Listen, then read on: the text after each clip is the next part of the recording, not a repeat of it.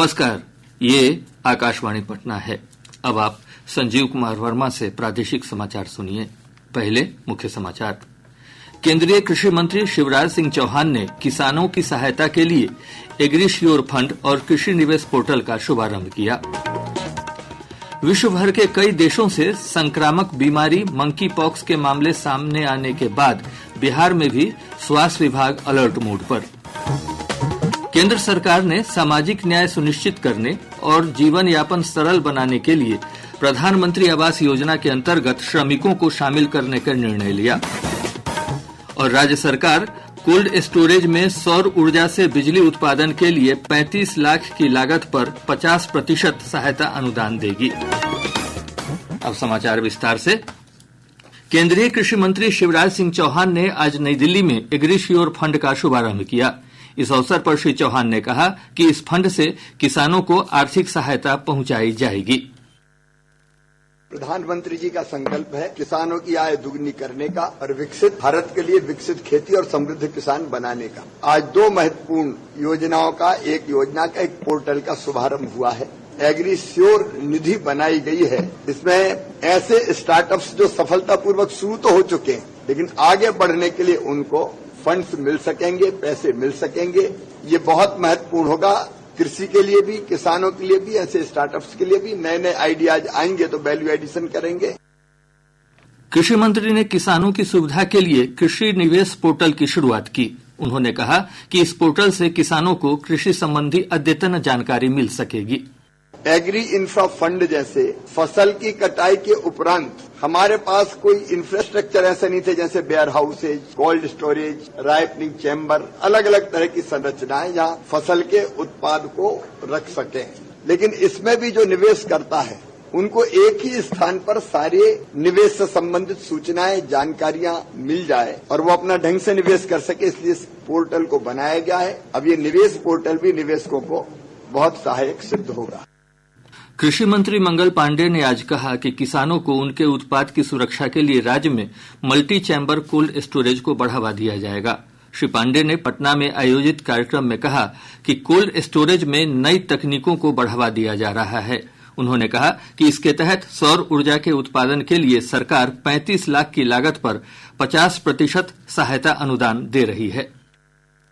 बिजली का bill cold storage पे कम आए, इसके लिए सोलर प्लेट और सोलर सिस्टम लगाने के लिए कोल्ड स्टोरेज मालिकों को प्रोत्साहित किया जा रहा है और प्रति कोल्ड स्टोरेज 17.5 लाख रुपए के अनुदान राशि दी जा रही है। आज 5 कोल्ड स्टोरेज के संचालक जो हैं उनको 87,50,000 रुपए का अनुदान कृषि विभाग की तरफ से दिया गया है। और इसके अतिरिक्त 12 जिले ऐसे हैं बिहार में जहां कोल्ड स्टोरेज नहीं है। वहां के संदर्भ में विभाग का निर्णय है कि बाकी जगहों पे हम 35% अनुदान देते हैं। उन 12 जिलों में यदि कोई आवेदक सामने आते हैं और कोल्ड स्टोरेज लगाते हैं तो राज्य की सरकार, कृषि विभाग उनका स्वागत करेगी। उनको 50% अनुदान देने का काम वहां कोल्ड स्टोरेज के निर्माण के लिए करेगी।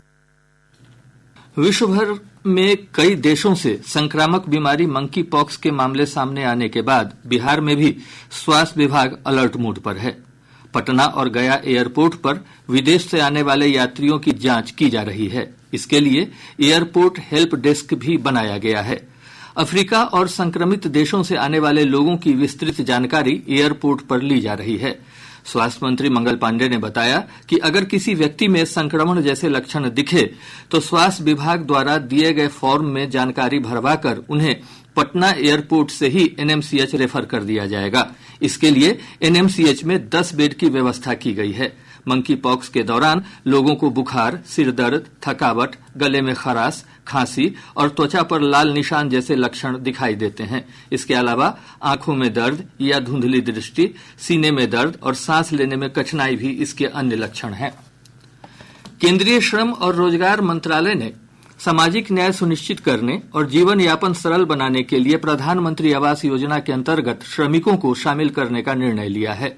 श्रमिकों को इस योजना का लाभ देने के लिए सभी राज्यों और केंद्र शासित प्रदेशों को पत्र लिखा गया है। पत्र में कहा गया है कि प्रवासी श्रमिकों, भवन निर्माण, ठेका मजदूरों और अन्य असंगठित श्रमिकों को आवास योजना में शामिल किया जाएगा।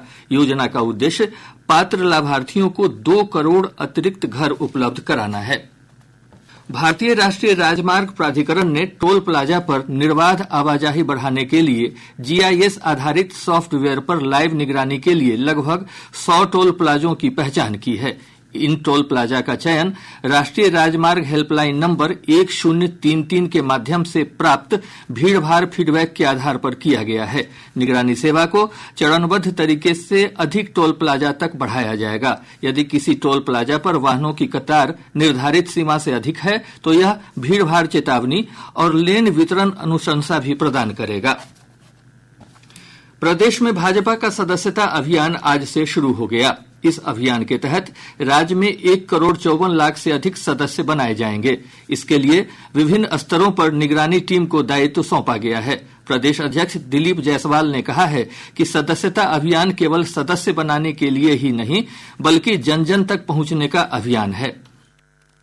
घर पर दस्तक देंगे, घर में जा करके और एक एक मतदाता से मिलेंगे और उनको भारतीय जनता पार्टी का समर्पित सदस्य बनाने का काम करेंगे। और ये काम हमारे कार्यकर्ता ने एक रोड मैप तैयार किया है और इसके लिए दिनेश मिश्रा जी को इसका प्रभारी बनाया गया। इनके साथ पूरी टोली है और हम लोगों ने आज करीब 15 दिन से हम लोगों ने अलग अलग कार्यशाला किया। संयुक्त मोर्चा का कार्यशाला किया, भारतीय जनता पार्टी के मूल टीम का कार्यशाला किया। पत्र सूचना कार्यालय की फैक्ट चेक यूनिट ने भारतीय जीवन बीमा निगम द्वारा जारी एक कथित नोटिस के बारे में अफवाहों का खंडन किया है कि वह इस महीने के अंत तक सभी बीमा उत्पादों और संशोधन योजनाओं को वापस लेने जा रही है। नकली नोटिस में दावा किया गया है कि संशोधन से प्रीमियम और पॉलिसी के नियमों और शर्तों में बदलाव आएगा। फैक्ट चेक यूनिट ने कहा कि दावा फर्जी है और बीमा एजेंसी की ओर से ऐसा कोई नोटिस जारी नहीं किया गया है। प्रादेशिक समाचार आप आकाशवाणी पटना से सुन रहे हैं। ताजा समाचारों के लिए आप हमारे एक्स हैंडल AIR_News_ पटना पर जा सकते हैं। वृक्षारोपण अभियान एक पेड़ मां के नाम के तहत देश भर में अब तक 52 करोड़ से अधिक पौधे लगाए जा चुके हैं। एक सोशल मीडिया पोस्ट में पर्यावरण, वन और जलवायु परिवर्तन मंत्री भूपेंद्र यादव ने कहा कि यह अभियान मील का पत्थर साबित हुआ है। विश्व पर्यावरण दिवस के अवसर पर प्रधानमंत्री नरेंद्र मोदी ने इस अभियान की शुरुआत की थी। प्रदेश में पिछले 24 घंटों के दौरान दक्षिण पश्चिम मानसून की गतिविधियां कमजोर रही हैं। इस दौरान 1-2 स्थानों पर हल्की से मध्यम बारिश दर्ज की गई। मौसम विभाग से प्राप्त जानकारी के अनुसार वैशाली के भगवानपुर में सबसे अधिक 25.2 मिलीमीटर बारिश दर्ज की गई। वहीं गोपालगंज जिला प्रदेश का सबसे गर्म स्थान रहा, जहां का अधिकतम तापमान 37.2 डिग्री सेल्सियस रिकॉर्ड किया गया। मौसम विज्ञान केंद्र पटना के वैज्ञानिक ने बताया कि अगले 24 घंटों के दौरान राज्य के उत्तर भाग के 1-2 स्थानों पर मेघ गर्जन और वज्रपात की चेतावनी जारी की गई है। बिहार में नमी की मात्रा आएगी, हवा ऊपर की ओर नहीं उठ पाएगी, जिस कारण वर्षा की गतिविधियां अगले 2 दिनों तक कम रहेगी। उत्तर बिहार में 1-2 जगह हल्की वर्षा होने का पूर्वानुमान है। शेष भाग शुष्क रहने का पूर्वानुमान है। ज्यादा वर्षा नहीं होगी, 1-2 जगहों पर हल्की वर्षा का ही पूर्वानुमान है। पटना, औरंगाबाद, नवादा और शेखपुरा समेत 21 जिलों में सुखाड़ की स्थिति देखी जा रही है। इन जिलों में औसत से 59% कम बारिश हुई है, जबकि 14 जिलों में स्थिति सामान्य रह रही है। मात्र 3 जिले पश्चिमी चंपारण, गोपालगंज और सिवान में सूखे का असर नहीं है। इन 3 जिलों में सामान्य से 60% अधिक तक बारिश हुई है। कृषि विभाग की ओर से राज्य में सुखाड़ की परिस्थितियों के विश्लेषण के दौरान ये तथ्य सामने आए हैं। पूर्व मंत्री खालिद अनवर अंसारी का आज पटना के एक निजी अस्पताल में निधन हो गया। वे 86 वर्ष के थे।